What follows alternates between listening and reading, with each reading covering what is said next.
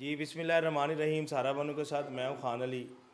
तो चंद महीने पहला मैं इन्हां दी वीडियो बनाई सी कि काफ़ी परेशान सन, दो बच्चे इन्हां दे भी मजदूर सन तो काफ़ी परेशान हुए सन कि घर दे विच सर्किट नहीं ही अच्छा चल रहा। तो इन्हां दे मियाँ दे कोल कोई कारोबार नहीं सी।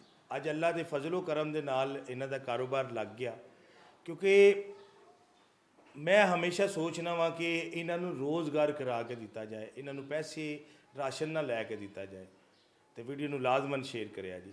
जी अस्सलाम वालेकुम जी। मेरी भैन ने अज अल्लाह के फजलो करम के नाल तुहाडे मियाँ से बड़ा अच्छा रोज़गार लग गया।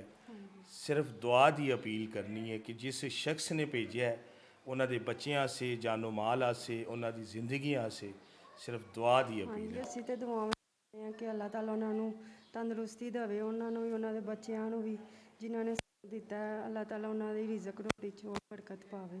आमीन जी। बस इनू खराब नहीं करना, ज़ाया नहीं करना। ठीक हो गया जी। जी बहुत शुक्रिया जी। ਤੁਹਾਨੂੰ ਵੀ ਤੰਦਰੁਸਤੀ ਦੇਵੇ। आमीन जी आमीन। तो वीडियो ਨੂੰ लाजमन शेयर करिया जे। अगर असी मदद नहीं किसी की कर सकते कि वीडियो तो शेयर कर सकते हैं ना। इन्नियां को तो अखां तो साड़ियाँ काम करदियां ही नहीं ना।